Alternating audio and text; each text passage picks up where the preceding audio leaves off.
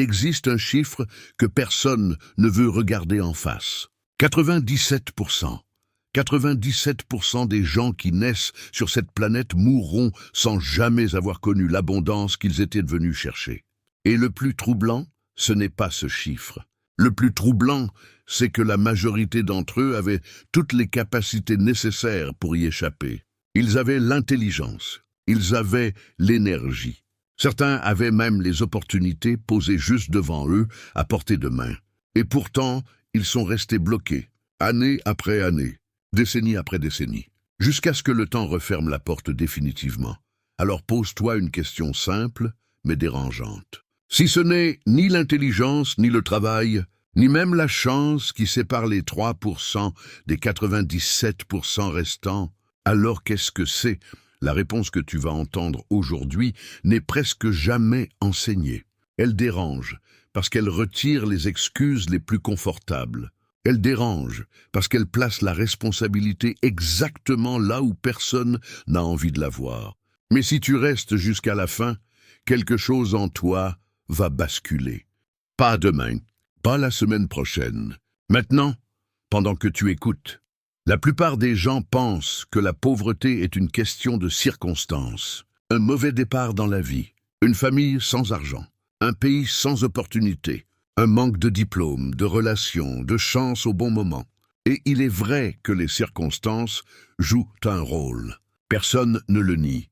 Mais ce que très peu de personnes comprennent, c'est que les circonstances ne sont jamais la cause profonde. Elles ne sont que le décor. La véritable cause se trouve ailleurs, cachée dans un endroit que la majorité des gens n'explorent jamais consciemment de toute leur existence.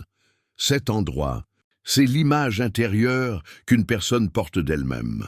Ce que certains appellent l'identité financière. Une sorte de thermostat invisible, réglé très tôt dans la vie, souvent avant l'âge de 7 ans, et qui détermine ensuite, presque automatiquement, le niveau de richesse qu'un être humain se permettra d'atteindre. Imagine un instant un thermostat dans une maison. Tu peux allumer un feu immense dans la cheminée, ouvrir toutes les fenêtres en plein hiver, faire absolument tout ce qui est en ton pouvoir pour réchauffer la pièce. Mais si le thermostat est réglé sur 18 degrés, la température reviendra toujours, inévitablement à 18 degrés. Le système va s'ajuster. Il va trouver un moyen de revenir à son point de réglage, même si cela signifie ouvrir une fenêtre en pleine nuit sans que personne ne comprenne pourquoi. C'est exactement ce qui se passe avec l'argent chez la grande majorité des gens. Ils gagnent une prime inattendue, et quelques semaines plus tard, une dépense imprévue vient tout effacer. Ils reçoivent une augmentation, et leurs habitudes de vie augmentent avec la même vitesse. Ils touchent un héritage, gagnent au jeu, décrochent l'opportunité de leur vie, et pourtant, en quelques mois ou quelques années, ils se retrouvent exactement là où ils étaient avant. Ce n'est pas de la malchance, c'est un thermostat intérieur qui les ramène encore et encore vers leur zone de confort financière. Avant de continuer, il faut comprendre une chose essentielle. Ce thermostat ne s'est pas installé tout seul, il a été programmé. Par les phrases entendues à table pendant l'enfance, par le visage inquiet d'un parent au moment de payer une facture, par les mots répétés sans cesse, comme l'argent ne pousse pas sur les arbres, ou les gens riches sont malhonnêtes, ou ce n'est pas fait pour nous. Chaque phrase de ce genre agit comme une goutte d'eau qui, répétée des milliers de fois, finit par creuser la roche. Et cette roche devient une croyance. Une croyance que l'enfant devenu adulte ne remet presque jamais en question. Parce qu'elle lui semble aussi évidente que la couleur du ciel. Le véritable secret est ailleurs que dans les stratégies, les formations, les méthodes miracles vendues sur Internet. Le véritable secret se trouve dans la reprogrammation de cette image intérieure. Parce qu'aucune stratégie extérieure ne peut durablement dépasser une limite intérieure. Un arbre ne pousse jamais plus haut que ses racines ne le permettent.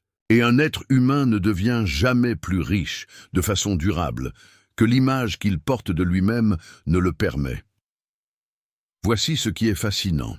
Des études sur des personnes ayant gagné à la loterie montrent un schéma qui se répète avec une régularité troublante. Une part très importante de ces gagnants se retrouve quelques années plus tard, dans une situation financière identique, parfois pire, à celle qu'ils connaissaient avant de gagner. Ils avaient l'argent. Ils n'avaient pas l'identité pour le conserver.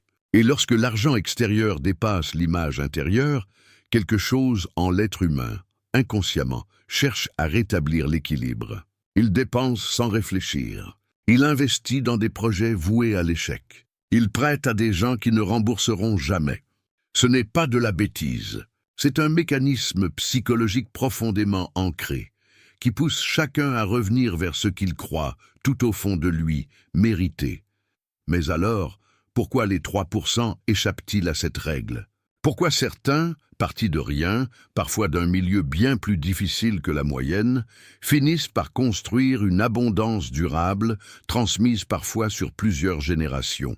Ce que très peu de personnes comprennent, c'est que ces individus n'ont pas simplement travaillé plus dur. Beaucoup de gens pauvres travaillent extrêmement dur, parfois bien plus dur que certains riches. Ce qui distingue réellement les 3%, c'est qu'à un moment de leur existence, ils ont pris conscience de leur thermostat intérieur et ils ont choisi, consciemment, de le régler à nouveau. Cela commence toujours par une prise de conscience inconfortable. Accepter que la situation actuelle n'est pas uniquement le résultat du monde extérieur, mais aussi, en grande partie, le résultat d'une image intérieure jamais questionnée. Cette étape est douloureuse, parce qu'elle retire la position confortable de victime des circonstances. Mais c'est précisément ici que tout change. Parce qu'une personne qui comprend qu'elle a construit, sans le savoir, ses propres limites, comprend aussi qu'elle peut les déconstruire. Racontons une histoire. Un jeune homme grandit dans un quartier où l'argent est rare, où chaque fin de mois ressemble à une bataille silencieuse. Chaque soir, il entend ses parents chuchoter à propos des factures, avec cette tension particulière dans la voix, celle qui s'installe quand la peur devient une habitude. Il grandit en pensant que l'argent est une source de stress, un problème permanent, presque un ennemi. Des années plus tard, il obtient un poste bien rémunéré. Sur le papier, tout devrait changer. Mais quelque chose d'étrange se produit. Chaque fois que son compte en banque dépasse un certain seuil, une angoisse sourde apparaît, comme si quelque chose n'était pas à sa place. Alors, sans même s'en rendre compte, il dépense. Il achète des choses dont il n'a pas besoin. Il prête de l'argent qu'il ne reverra jamais. Non pas parce qu'il est généreux ou imprudent, mais parce que son thermostat intérieur, réglé pendant l'enfance sur le stress et le manque, cherchait désespérément à retrouver son équilibre familier. Le jour où il comprend ce mécanisme, tout commence à changer. Non pas immédiatement dans ses comptes en banque, mais dans son esprit. Il commence à observer ses pensées automatiques face à l'argent. Il remarque à quel point, dès qu'une opportunité se présente, une petite voix intérieure murmure que ce n'est pas pour lui, que ça ne marchera pas, que les gens comme lui ne réussissent pas ce genre de choses.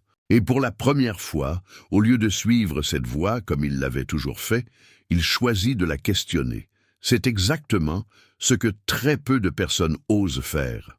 Questionner les pensées qu'elles considèrent comme des vérités absolues, alors qu'il ne s'agit, la plupart du temps, que de vieilles croyances héritées, jamais choisies consciemment. Imagine maintenant deux personnes placées exactement dans les mêmes circonstances extérieures. Même quartier, même niveau d'études, même point de départ. L'une d'elles porte en elle l'idée profonde qu'elle ne mérite pas plus que ce qu'elle a déjà. L'autre porte en elle la conviction tranquille qu'elle est capable de créer de la valeur et d'être récompensée pour cela. Place-les toutes les deux devant la même opportunité. La première trouvera des raisons de douter, de reporter, d'abandonner au premier obstacle. La seconde, elle, persistera, ajustera, recommencera, parce que son image intérieure ne lui laisse tout simplement pas la place d'imaginer un échec définitif. La différence entre ces deux personnes n'est ni le talent, ni l'intelligence, ni même le travail. C'est l'image intérieure. Et cette image, aussi profondément ancrée soit-elle, n'est pas gravée dans la pierre. Elle peut être reprogrammée. C'est là que se trouve la véritable liberté. Alors comment fait-on concrètement pour reprogrammer ce thermostat intérieur? La première étape consiste à identifier. avec une honnêteté totale, les phrases que tu portes depuis l'enfance concernant l'argent. Prends un moment, pas plus tard, maintenant si tu le peux, et note toutes les phrases que tu as entendues, enfant, à propos de la richesse. Les gens riches sont malhonnêtes. L'argent ne fait pas le bonheur. Il faut travailler dur toute sa vie pour à peine s'en sortir. Chacune de ces phrases, répétées pendant des années, s'est transformée en croyance puis en filtre à travers lequel tu perçois chaque opportunité financière qui se présente à toi. La deuxième étape consiste à remplacer consciemment ces phrases par de nouvelles affirmations, choisies et répétées avec la même intensité que les anciennes. Pas des formules magiques prononcées une seule fois sans conviction. Des phrases répétées matin et soir, avec une émotion réelle, jusqu'à ce qu'elles s'impriment aussi profondément que les précédentes. L'argent est un outil que je sais utiliser avec sagesse. Je crée de la valeur et je suis récompensé pour cela. J'apprends chaque jour à gérer l'abondance avec responsabilité. La répétition n'est pas une option ici. C'est le mécanisme même par lequel les anciennes croyances se sont installées. Et c'est le seul mécanisme par lequel de nouvelles croyances peuvent prendre leur place. La troisième étape consiste à agir immédiatement, même de façon modeste, dans la direction de la nouvelle image que tu veux construire. L'esprit humain ne croit pas seulement ce qu'on lui répète, il croit ce qu'on lui prouve. Chaque petite action alignée avec ta nouvelle identité financière vient renforcer la nouvelle croyance. Cela peut être aussi simple que de commencer à mettre de côté une somme modeste chaque mois, même minime, non pas pour le montant en lui-même, mais pour ce que ce geste prouve à ton esprit.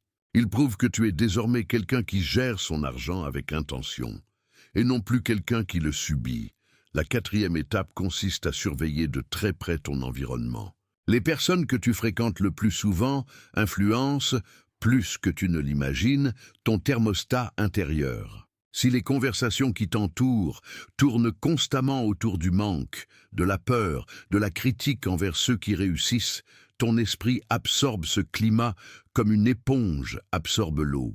À l'inverse, s'entourer même à travers des livres, des vidéos ou des rencontres ponctuelles, de personnes qui pensent l'abondance comme naturelle, contribue silencieusement à réajuster ton propre thermostat. La cinquième étape, sans doute la plus profonde, consiste à transformer ta relation avec l'échec. La majorité des gens qui restent bloqués dans le manque considèrent chaque échec comme une preuve supplémentaire qu'ils ne sont pas faits pour la réussite. Les 3%, eux, considèrent chaque échec comme une information. Rien de plus. Une donnée qui leur permet d'ajuster leur trajectoire. Cette différence, en apparence minime, change absolument tout sur le long terme, parce qu'elle détermine si une personne continue d'avancer après un obstacle ou si elle abandonne définitivement. Il faut comprendre que ce travail intérieur ne produit pas de résultats instantanés visibles de l'extérieur. Personne ne devient riche du jour au lendemain simplement en répétant des phrases. Mais ce que très peu de gens comprennent, c'est que chaque être humain qui a un jour construit une abondance durable a d'abord traversé cette transformation invisible, silencieuse, avant que le monde extérieur ne commence à refléter ce changement intérieur. Le monde extérieur n'est jamais que le miroir retardé de ce qui se passe à l'intérieur. Pourtant, il existe un dernier élément, souvent oublié, qui explique pourquoi tant de gens abandonnent ce travail avant même d'en récolter les fruits. La reprogrammation d'une croyance profondément ancrée prend du temps. Pas quelques jours, pas quelques semaines, parfois plusieurs mois de répétition constante, de vigilance sur ses pensées, d'action alignée malgré le doute. Et c'est précisément dans cette période intermédiaire, entre l'ancienne identité qui s'efface et la nouvelle qui n'est pas encore solidement installée, que la grande majorité renonce. Ils confondent l'inconfort du changement avec la preuve que le changement ne fonctionne pas. Alors qu'en réalité, cet inconfort est exactement le signe que quelque chose, enfin, est en train de bouger. Ceux qui traversent cette période sans abandonner sont ceux qui, un jour, franchissent définitivement la frontière invisible entre les 97% et les 3% restants. Non pas parce qu'ils ont eu plus de chance, non pas parce qu'ils sont nés différents, mais parce qu'ils ont accepté de regarder, sans détourner le regard, le thermostat intérieur qui dirigeait silencieusement leur existence et qu'ils ont eu le courage de le régler à nouveau, une pensée après l'autre, un jour après l'autre. Alors maintenant, la question qui compte vraiment n'est plus de savoir pourquoi 97% des gens restent bloqués. La vraie question est de savoir ce que tu comptes faire, à partir de cette minute précise, avec ce que tu viens de comprendre. Parce que la porte qui sépare les deux mondes n'est jamais verrouillée de l'extérieur. Elle ne l'a jamais été. Elle est seulement verrouillée de l'intérieur. Et la seule main capable de tourner cette clé, c'est la tienne.